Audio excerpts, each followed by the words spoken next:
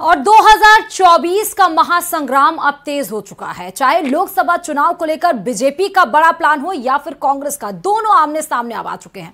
2024 में जीत के हैट्रिक लगाने के साथ साथ मिशन 400 प्लान में अब बीजेपी गांव चलो अभियान शुरू करने जा रही है। तो वहीं गांव चलो अभियान के तहत लोगों को मोदी सरकार की उपलब्धियों के बारे में जानकारी दी जाएगी। साथ ही इस मेगा अभियान के जरिए समाज के अंतिम व्यक्ति की बात को पार्टी और सरकार तक भी पहुंचाया जाएगा।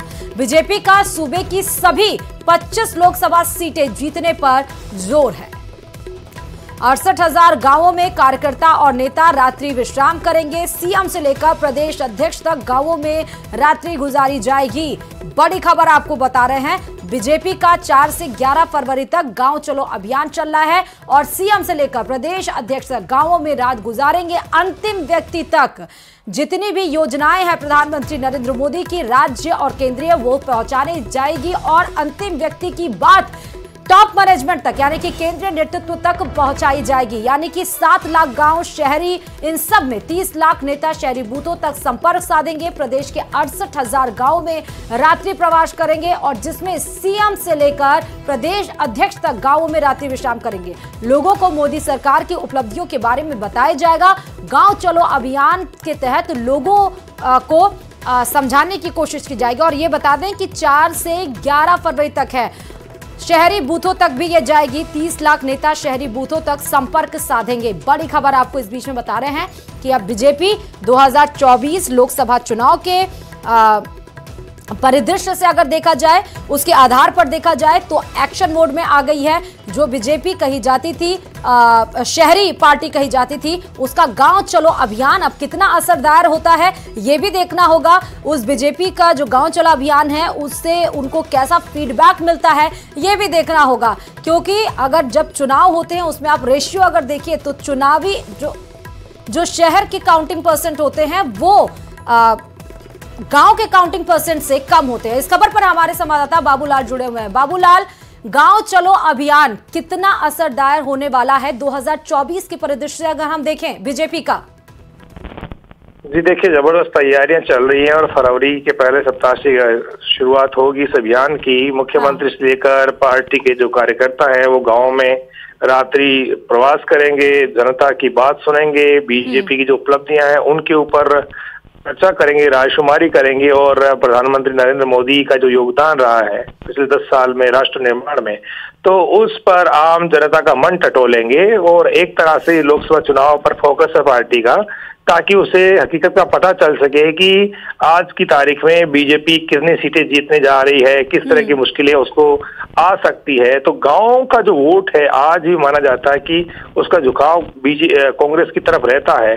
तो उस वोट को किस तरह से ज्यादा बीजेपी की तरफ लाया जाए, तो उसी कड़ी में गाँव की तरफ जाने का फैसला किया है बीजेपी ने। और तमाम नेता जो हैं पार्टी के, मुख्यमंत्री से लेकर प्रदेश के अध्यक्ष तक, वो गाँव में ग्रामीणों के बीच में रात गुजारेंगे, जनता की बातें सुनेंगे, अभाव अभियोग सुनेंगे, सरकार के स्तर पर जिन समस्याओं का समाधान हो सकता है वो करने की कोशिश करेंगे।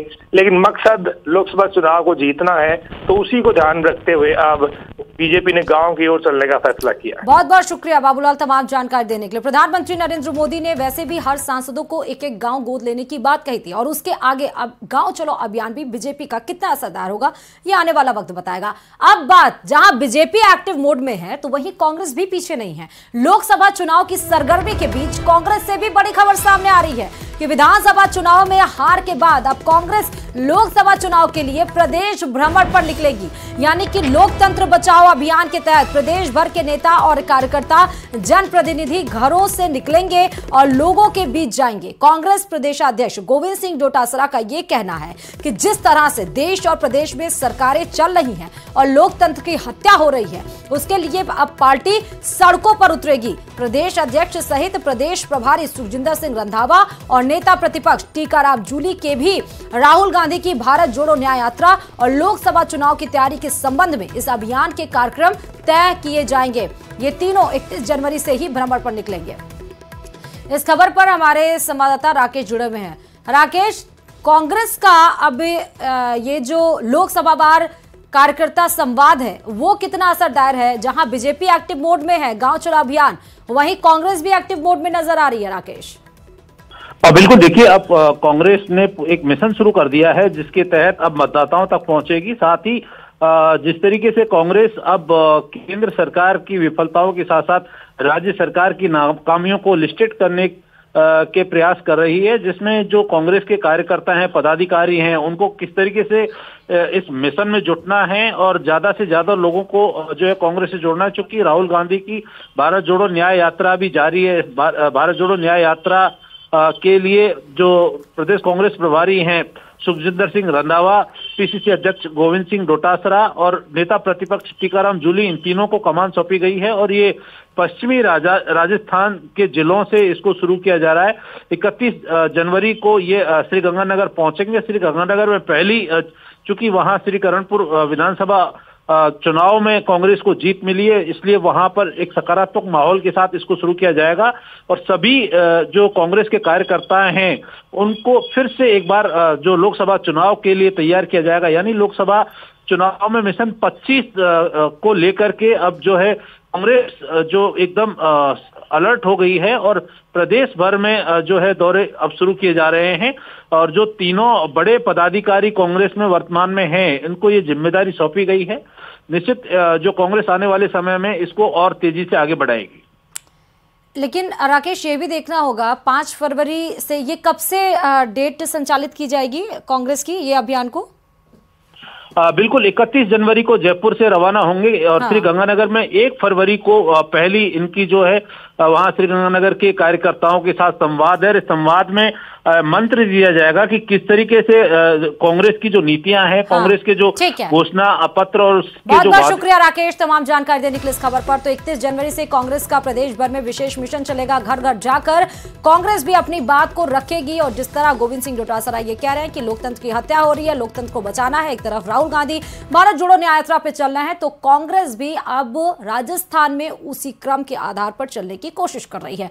अगली खबर की तरफ रुख करते बताते चले कि मन की बात का कार्यक्रम आज होने वाला है। प्रधानमंत्री नरेंद्र मोदी आज मन की बात के कार्यक्रम को संबोधित करने वाले हैं। 109वें मन की बात आज प्रधानमंत्री नरेंद्र मोदी करेंगे और साथ ही आपको ये भी बता दें कि मुख्यमंत्री भजन लाल शर्मा ओटीएस में प्रधानमंत्री नरेंद्र मोदी की मन की बात को सुनेंगे और प्रदेश भर के 59,000 बूथों पर यह मन की बात सुनी जाएगी, जिसमें बीजेपी प्रदेश अध्यक्ष सीपी जोशी वर्चुअली बैठक करेंगे और जिलाध्यक्ष, जिला प्रभारी, प्रदेश पदाधिकारियों की भी ये बैठक ली जाएगी। सभी विधायक सांसद बूथों पर रहेंगे मौजूद। जयपुर आएंगे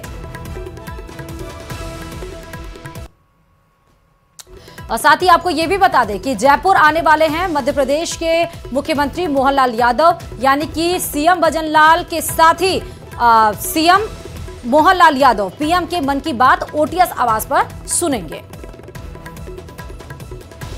तो कार्यक्रम का 109वां एपिसोड है। सुबह 11 बजे आप प्रधानमंत्री नरेंद्र मोदी को मन की बात में सुन पाएंगे, जहां तमाम पहलुओं पर बात करते हैं प्रधानमंत्री नरेंद्र मोदी। आज अगर हम राजस्थान के आधार पर बात करें तो मुख्यमंत्री भजन लाल शर्मा अपने ओटीएस पर प्रधानमंत्री नरेंद्र मोदी के मन की बात को सुनेंगे और जिसमें कि मुख्यमंत्री भजन लाल शर्मा के साथ मध्य प्रदेश के भी मुख्यमंत्री आज जयपुर पहुंचेंगे और साथ में ही ओटीएस पर मन की बात को सुना जाएगा। और खबरों